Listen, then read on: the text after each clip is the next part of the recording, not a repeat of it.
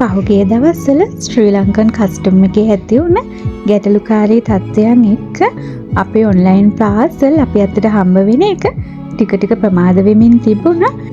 මේ වෙනකොට නම් ඒ ගැටලුකාරී තත්ත්වයන් සෝට් අවුට් වෙලා තියෙන නිසා තෙමු AliExpress වගේ අපි ඔන්ලයින් දාපු ඕඩර්ස් වෙනදා විදිහටම අපි අතට ලැබෙමින් පවතිනවා. පහුගිය දවස්වල මම තෙමු එකෙන් දාපු ඕඩර්ස් දෙකක් එයාලා අපිට දීලා තිබුණා.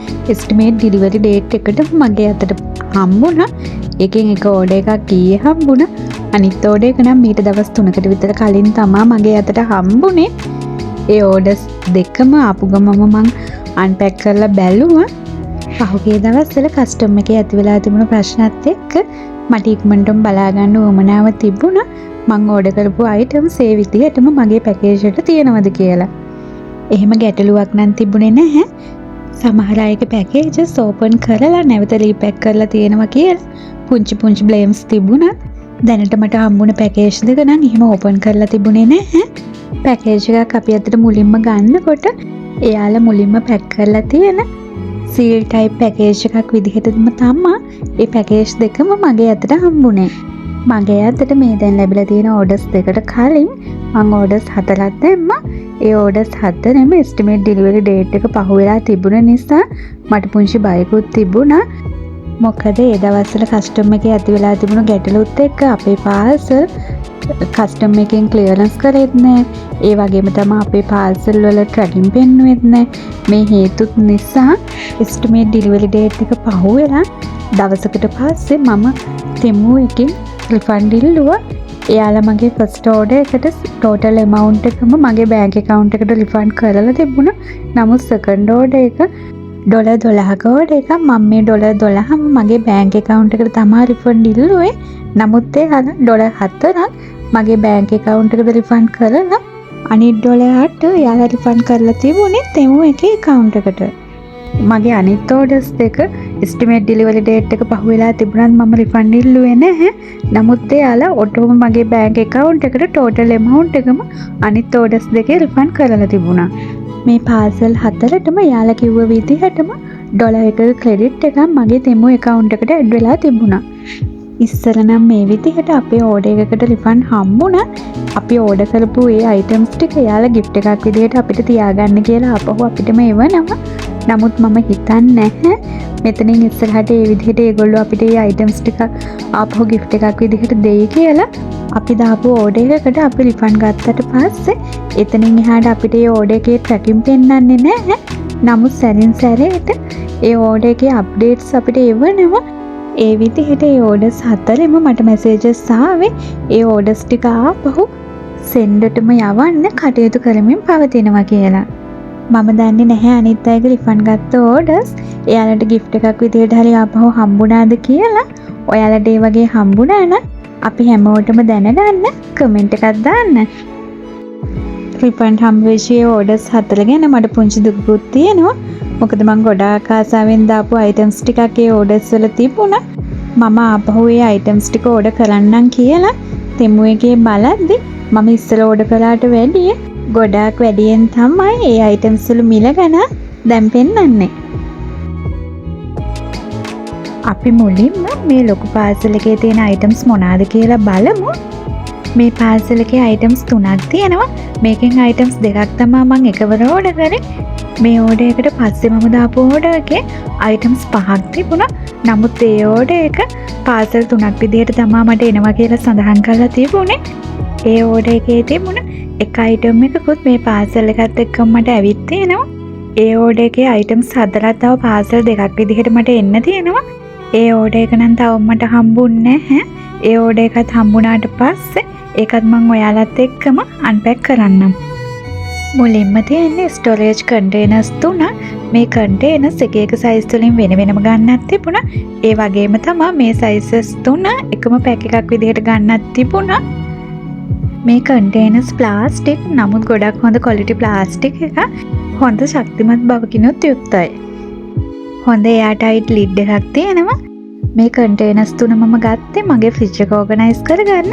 අපි ගේන එළවලු වර්ග විශේෂයෙන්ම ලීක්ස් වගේ කොළ එළවලු වර්ග වගේම මැල්ලුම් ಜಾති අපිට හොඳට සෝදලා වතුර බේරෙන්න මේ දැල් කන්ටේනර් එකට දාලා මේ විදිහට හොඳින් වහලා අපිට ෆ්‍රිජ් එකේ ටික දවසක් තියාගන්න පුළුවන්.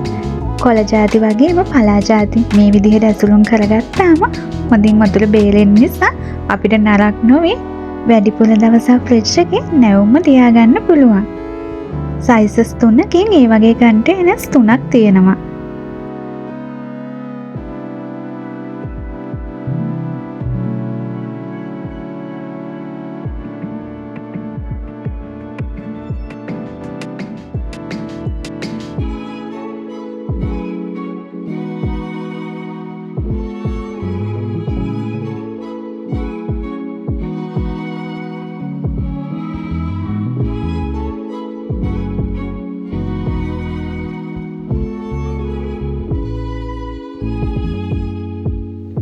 ඒ පාසල් එකේ තියෙන දෙවෙනි අයිටම් එක එනකල් ගොඩාක් ආසාවෙන් බලාගෙන හිටපු අයිටම් එක.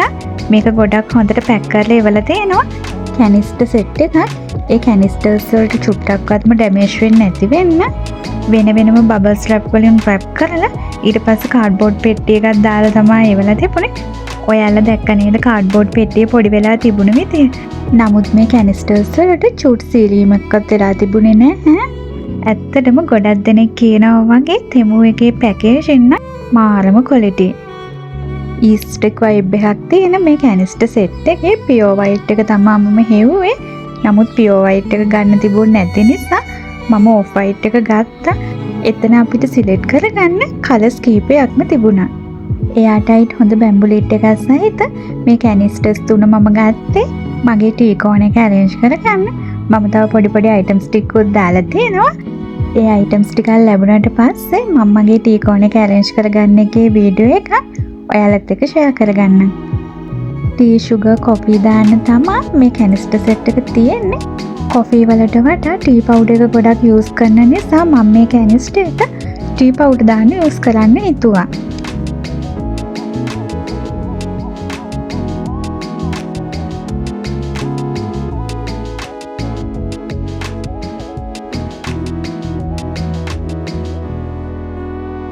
ඒ පාසල් එකේ තියෙන අන්තිම අයිටම් එක ඒකත් එනකල් ගොඩාක් ආසාවෙන් බලාගෙන හිටපු අයිටම් එකක්. එග් ස්ටෝරේජ් බාස්කට් එකක්. ඒකක් ගොඩාක් හොඳට පැක් කරලා තිබුණා. මේ බාස්කට් එකට නම් කිසිම ඩැමේජ් එකක් සිද්ධ වෙලා තිබුණේ නැහැ. නමුත් ඔයාලට පේනව නේද මේ බොක්ස් එක තැල්ලලා පොඩි වෙලා තියෙන විදිහ? ඒකෙන් හිතා ගන්න පුළුවන් මේ පාසල් එක චීනයේ ඉඳලා ලංකාවට ඇවිල්ලා මගේ අතට හම්බ වෙනකල් කොච්චරක් නම් දුක් විඳින්න ඇතිද කියලා. එග් ස්ටෝරේජ් කරලා තියන්න තියෙන මේ බාස්කට් එක කම්බි දැලකින් තමයි හදලා තියෙන්නේ. මේ බාස්කට් එක බ්ලැක් සහ ගෝල්ඩ් කලර් දෙකෙන්ම තිබුණා. මේ වයිට් කලර් කුකුලා ප්ලාස්ටික් වලින් හදලා තියෙන්නේ.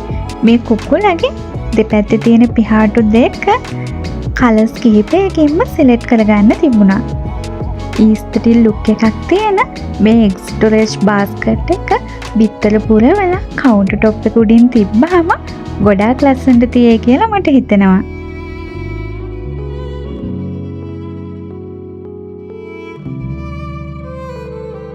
පළවෙනි පාසල් එකේ තිබුණ අයිටම්ස් ටික එච්චරයි. අපි දැන් බලමු දෙවෙනි පාසල් එකේ තියෙන අයිටම්ස් මොනවාද කියලා. මේ පාසල් එකේ තියෙනවා මම gift එකක් දෙන්න සිලෙක්ට් කරගත්ත අයිටම් එකකුත්. තෙමු එකේ තියෙන විශේෂත්වය තමයි අපි තෙමු එකේ ඕඩර් කරන භාණ්ඩවලින් මොකක් හරි gift එකක් දෙන්න අදහස් කරනවා නම් අපිට පුළුවන් එයාලගේ free gifts card එකක් ගන්න. ඒ card එක අපිට customize කරලා ගන්නත් පුළුවන්. එහෙම customize කරන්නේ නැත්නම් එයාලා දෙන gift card එක ගන්නත් පුළුවන්. second parcel එකේ first item එක white color flower vase එක. මම ඔයාලට කලින් කිව්වා මම රිෆන්ඩ් කරපු ඕඩර් එකක තිබුණා white color tulip මල් 10ක්. ඒ මල් ටික දාන්න තමයි මම මේ flower vase එක ඕඩර් කරේ. ඒක මම රිෆන්ඩ් කරපු නිසා ඒ මල් 10 මට හම්බ වෙන්නේ නැහනේ. මම හිතුවා මේ vase එකට දාන්න ආපහු සැරයක් white color tulip මල් ටිකක් ඕඩර් කරන්න. නමුත් මං ආපහු prices බලද්දී එදා ගත්ත price එකට වඩා ඒ tulip මල් ටික price එක වැඩි වෙලා තියෙනවා මං දැක්කා.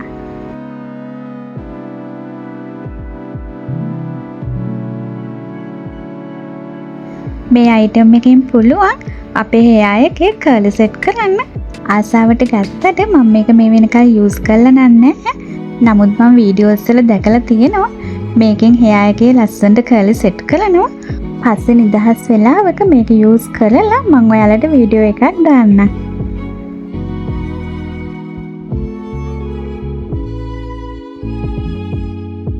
මේකත් කලර්ස් කීපයකින්ම තිබුණා. මේ කලර් එකෙන්ම මේ විදිහට ස්ක්‍රන්චස් දෙකකුත් තිබුණා.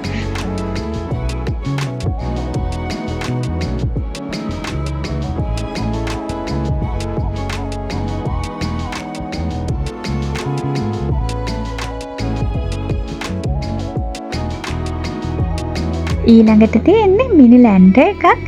ඒකත් හරිම කියුට්. නමුත් මම හිතුවට වැඩිය ඒක ගොඩාක් චූටි.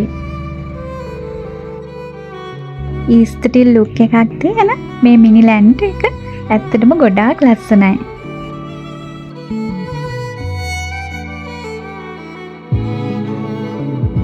මගේ අල්ල සයිස් එකට වගේ තමයි මේ ලැන්ඩර් එකේ සම්පූර්ණ උස තියෙන්නේ.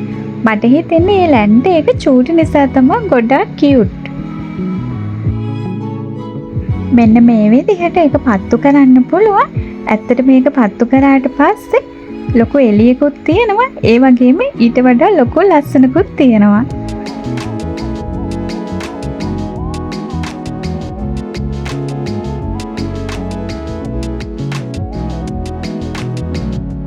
මේ තියෙන්නේ waterproof eyeliner එක.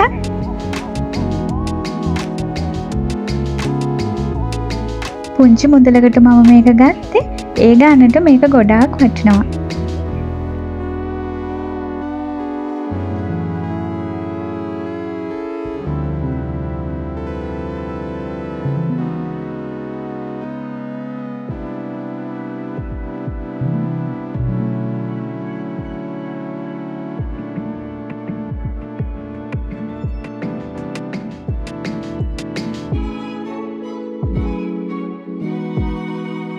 මේ පාසල් එකේ තියෙන අන්තිම අයිටම් එක මේක මම ගත්තේ මට නෙමෙයි gift එකක් දෙන්න.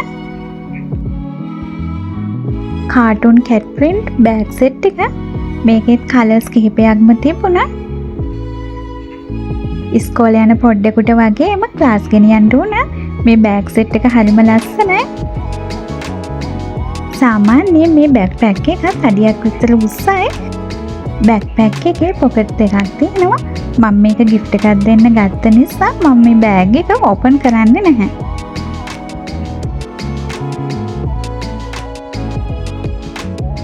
මේ සෙට් එකේ මේ විදිහට ටෝට් බෑග් එකකුත් තියෙනවා. සාමාන්‍ය ප්‍රමාණයේ පවුච් එකක් වගේම පෙන්සිල් කේස් එකකුත් තියෙනවා.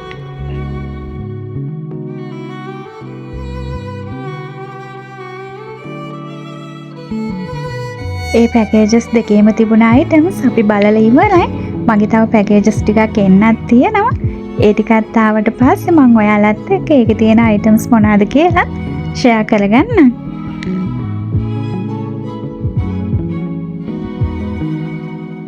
එහෙනම් අදට මම ගිහිල්ලා එන්නම්. ඔයාලා සියලු දෙනාම සතුටින් පරිස්සමෙන් ඉන්න. ඒ වගේම ඔයාලා තාමත් මගේ channel එක subscribe කරලා නැත්නම් මගේ channel එක subscribe කරලා දිගටම මාත් එක්ක රැඳී සිටින්න කියලා මම ඔයාලා සියලු දෙනාගෙන්ම ගොඩාක් ආදරෙන් ඉල්ලා සිටිනවා.